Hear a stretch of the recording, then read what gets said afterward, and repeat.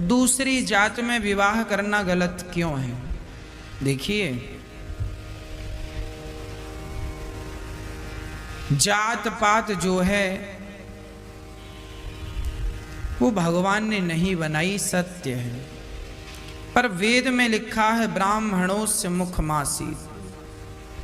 वेद कहते हैं कि भगवान ने जात तो नहीं बनाई, पर भगवान ने व्यवस्था जरूर बनाई है। और ये व्यवस्था क्या है?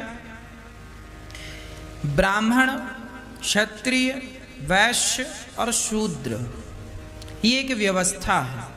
फॉर एग्जाम्पल, जब आप अपने घर में कोई भी काम करते हैं, कोई बड़ा फंक्शन करते हैं, उत्सव करते हैं, शादी और विवाह करते हैं, तो आप अपने घर के काम सदस्यों में बांट देते हैं। ये काम आपको करना है, ये काम आपको करना है, भोजन प्रसादी की सेवा आपको संभालनी है, बाजार से सामान लाने का काम इनका है, और मेहमानों की व्यवस्था का काम आपका है। आप ही अपने घर में 4 प्रकार से काम बांटते हैं।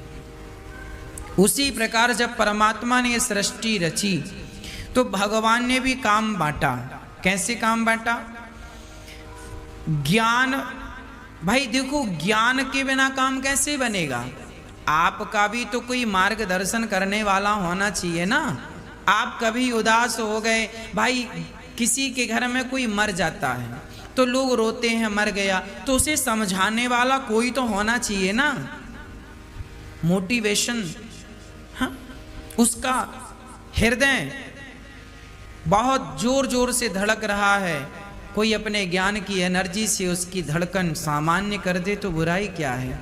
तो भगवान ने वेद और पुराणों का ज्ञान ब्राह्मणों को दिया। तुम्हारा काम है सबको समझाना, कोई रास्ता ना भटके। पहले के ज़माने में पुलिस नहीं हुआ करती थी, पहले के ज़माने में कोई कानून नहीं हुआ करता था। तब क्या था? तब लोग वेद और पुराणों के अनुसार चलते थे। उसमें क्या लिखा है? उसमें लिखा है पाप ना करो, पाप करोगे, गलत करो, चोरी करोगे तो नरक जाओगे, इस नरक में जाकर ये यातना मिलेंगी। लोग डरते थे पाप कर, जैसे आज हम पुलिस वालों से डरते हैं, कानून तोड़ने से डरते हैं, उसी प्रकार पहले के लोग पाप से डरते थे। तो पाप से डरेंगे तब तो पाप से बचेंगे। जब कोई पाप करेगा ही नहीं तो सब सामान्य होगा। तो ये काम ब्राह्मणों को दिया गया कि आप सबको धर्म ग्रंथ पढ़ाकर समझाकर, उनको पाप और पुण्य समझाकर उनको बताओ कि क्या सही है क्या गलत है। सही करें, गलत करेंगे सो नरक जाएंगे। तो ब्राह्मणों को वेद पढ़ाने का काम दिया गया, आपके बच्चों को पढ़ाने लिखाने का काम। क्षत्रियों को काम दिया गया कि भाई हम पर कोई अटैक कर देगा तो कौन संभालेगा? तो क्षत्रिय को तैयार किया गया, तुम तलवार संभालो और यदि जरूरत पड़े तो देश के लिए लड़ो और देश की रक्षा करो। वैश्यों को काम दिया गया, भाई पैसे तो सबको चाहिए, तो तुम जाओ देश विदेश में घूम घूम के पैसा कमाओ, वैश्यों को। और शूद्रों से कहा गया तुम सबकी सेवा करो, सबका सहयोग करो। पैसा कमाने वैश्य जा रहा है तो वैश्य पैसा कमाएगा, पर पैसा रखने के लिए तुम सेवा के लिए रहोगे, उसके साथ रहोगे। कोई छोटा मोटा काम आया सो वो आप कर लिए तो उससे आपका भी और उनका भी काम चलेगा। अच्छा, ब्राह्मणों के संग भी सहायक की जरूरत है तो आप सहायक बन जाओ। मतलब जो शूद्र है वो सबका सहायक है। ब्राह्मण का सहायक शूद्र है, क्षत्रिय का सहायक शूद्र है, वैश्य का सहायक शूद्र है। आज अब आप कहेंगे शूद्रों को केवल सेवा के लिए क्यों रखा गया? सेवा नहीं, वो सहायक हैं हम सबके। हम चारों में कोई अंतर नहीं है, पर एक व्यवस्था के लिए परमात्मा ने ये व्यवस्था नियुक्त की कि आप व्यवस्था बनाइए। सबकी अपनी अपनी व्यवस्था है। क्षत्रिय धनुष बनाए, क्षत्रिय धनुष चलाएगा, बाण चलाएगा, पर धनुष बाण बनाएगा कौन? बोले शूद्र बना के देगा।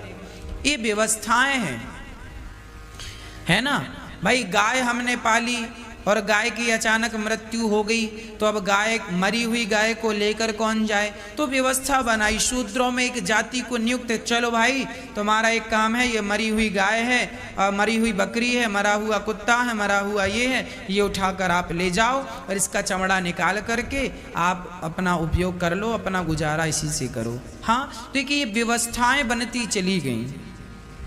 वो बाद में उन्हें जात कह दिया गया है ना, जात कह दिया गया।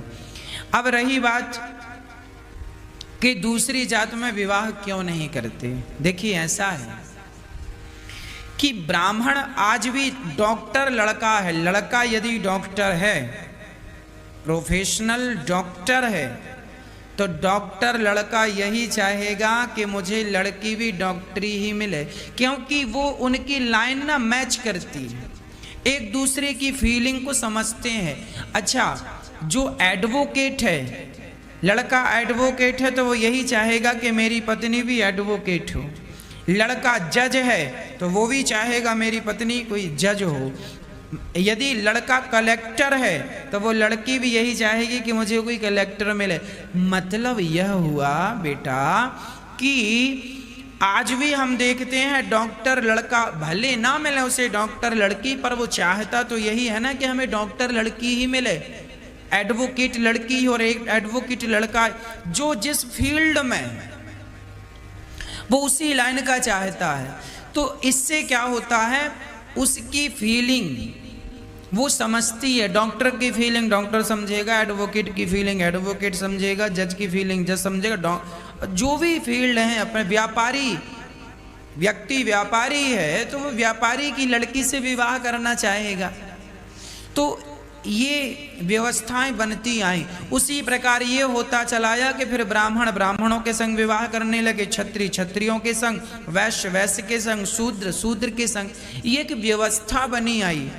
अब व्यवस्था बिगड़ जाएगी यदि डॉक्टर लड़की और एडवोकेट से विवाह हो गया तो दोनों में खटापटी हो सकती है। एडवोकेट कहेगा मैं सब जानता हूँ कि कौन सी धारा क्या है, और लड़की कहेगी मैं तो डॉक्टरी हूँ, मैं तो ये जानती हूँ। अब वो अपना विषय लेके बैठेंगे, ये अपना विषय लेके बैठ, दोनों विषयांतर हो जाएंगे। इसलिए एक विषय में जुड़ते चले जाओ तो विषयांतर नहीं होगा। इसलिए ब्राह्मण ब्राह्मण, क्षत्रिय क्षत्रिय, वैश्य वैश्य, शूद्र शूद्र अपने अपने में मस्त रहो। इसलिए ये व्यवस्था बनाई गई ताकि व्यवस्था भंग, क्योंकि सृष्टि एक दिन की तो है नहीं कि आज कर लो खत्म बात। अरे जीवन बहुत बड़ा है, हमारे ना रहने पर भी ये संसार रहेगा, ये व्यवस्थाएं रहेंगी, किसी प्रकार से संसार की व्यवस्थाएं भंग ना हो। इसलिए हमारे बड़े ऋषि मुनियों ने ये व्यवस्थाएं बनाई हैं।